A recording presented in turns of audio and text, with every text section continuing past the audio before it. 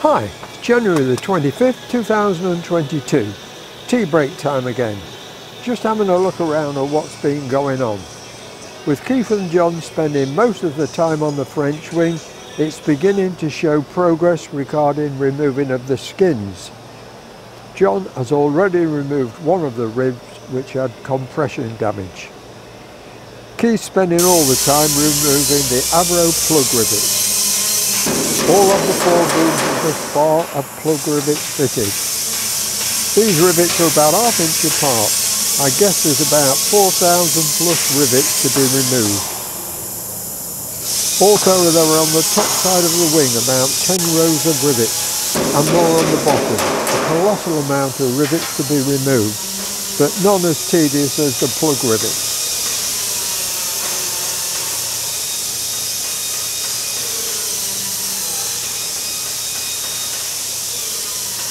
Yeah, you could soon snap them on, couldn't you? Oh yeah, that one, it's sheared up. Yeah. That one's come out. Bill's doing a good job on cleaning down number 1 fuel tank. This is the glue removing, is it? The adhesive removing? The glue and the anti-corrosion paint, yeah. When I was here last week, Dave was working on creating number 33 former for KB976. He has completed the former and partly fitted it into the fuselage.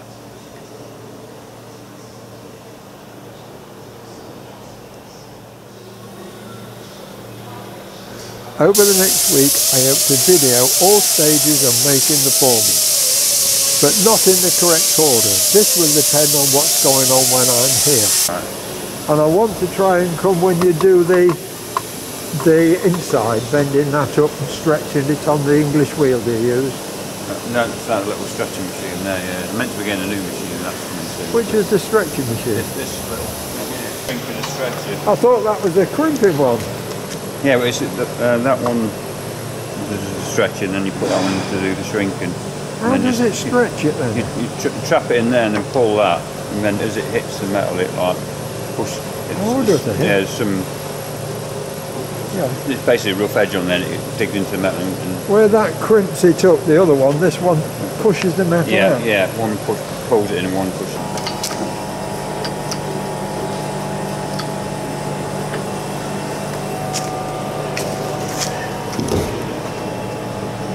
That's what you've got inside. That little dip there in the middle. Yeah. It's flat there and flat there. That's it, I got it, that's it, yeah. So the metal goes in between those two? Yeah, and then it grips it and stretches it out. Yeah. It doesn't stretch it much, does it? No, it won't stretch it a lot, it's just enough to knock it over that a little bit further. Yeah.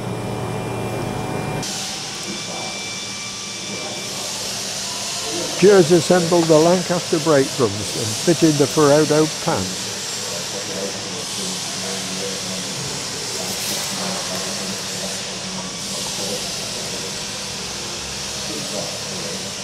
Start off by the air connection. There. Go clockwise. Yeah. And then they're numbered. So obviously number 2, 3, 4 and so on until we get back to number 10. So you've put both gauzes in now, have you? Yeah. Because I haven't yet, no. Oh. But if you don't put that one in at the same time, it's a bugger to move it.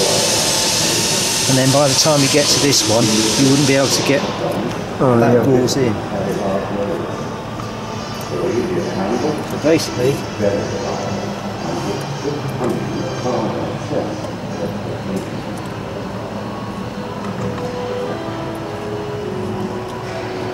make sure it's sitting snug, not trapped.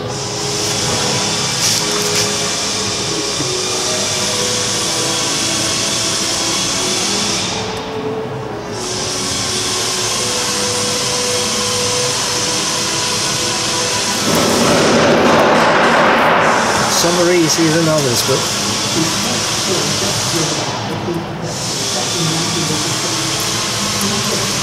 you have to get the spring seated on the boss. You've got those two bosses there. Yeah. That locates one end of the spring. And then underneath the strap, you've got these press stem spigots there. So they keep the top end of the spring in place. So one there, you introduce your strap.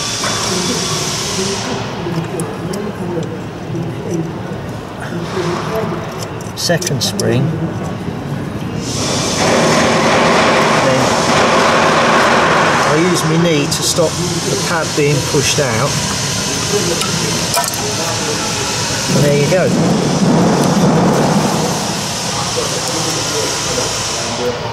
Springs in,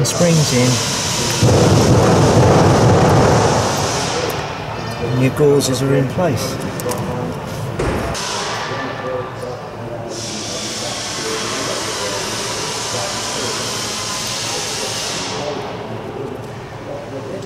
And I forgot what the gauze was for, Neil. Right, when the bag expands, if you didn't have the gauzes, there's a chance that the shoes, when they were coming back in, could pinch the rubber. So it prevents that, and it helps also to dissipate the heat from the brake shoes. It stops the rubber overheating. Helps stop the rubber overheating. That's why you have to put your first shoe, you have to put both gauzes in.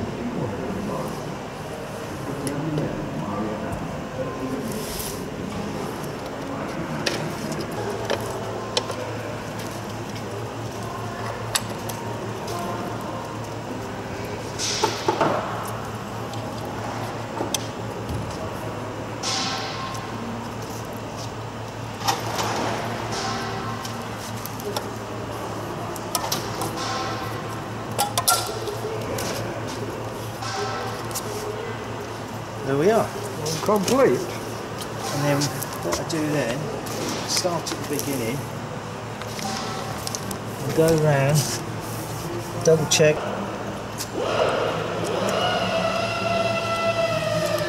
So they're located in all the spigots and... Yep. And I'll take the tape off. I don't know. Dave is using T3 material instead of T0. This cuts out having to go through heat treatment to bring it up to the required strength. Remember, this will not be an airworthy structure. I said earlier that I would video Dave creating the former at different stages. This is the first stage of the hammering the outer edge into shape. What sort of a finish do you put on this edge then, just so you don't cut yourself, or what? I'm going to get grind it down to the line, then I'll use a Scotch Brite pad just to set the furs and everything on, then just give it a quick polish, really, just to make sure there's no nicks in it. If there's any nicks in there, when I knock over, there's a chance of it cracking, you see. Start splitting, does it? Yeah, yeah. Once you've got it all clamped up, whereabouts do you start? Do you start in the middle, or on a flat edge, or on the bend? Yeah, normally start like this, and work my way round, and then go around the other way. And then when I take it out, they'll spring it up properly.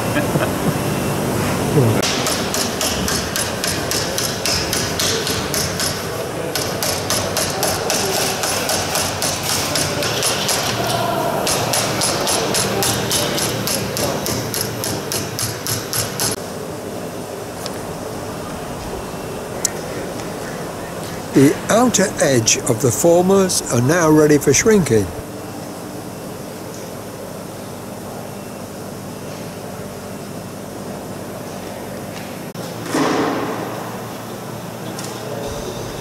I spoke to John about how far they will go in removing the remaining parts from the French wing. He required a total strip down because of the corrosion of the material, including magnesium rivets. They were not thinking to go this far, but they found it is now necessary. While it is stripped down, they're thinking about getting the spar 3D scanned because some of the drawings are not clear.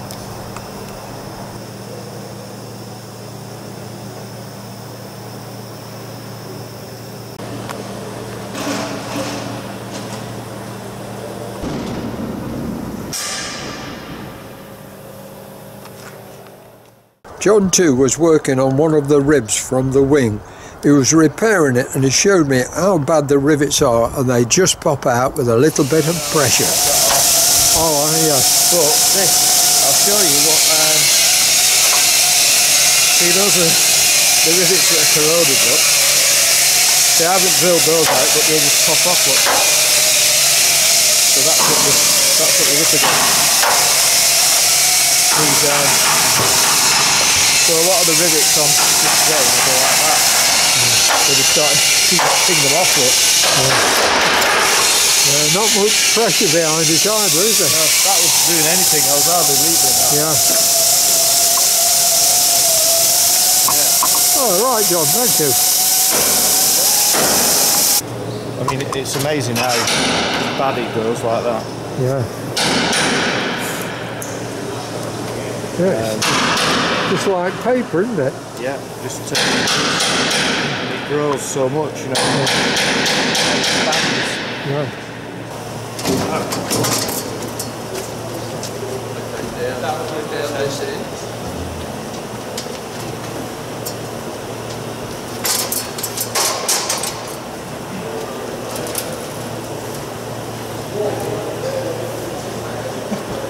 Syndicates, I'm in the way.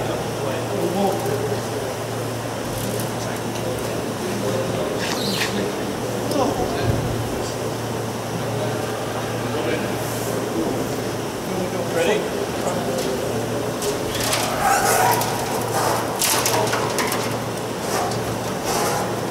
Just make sure we're not on that drain, Jake.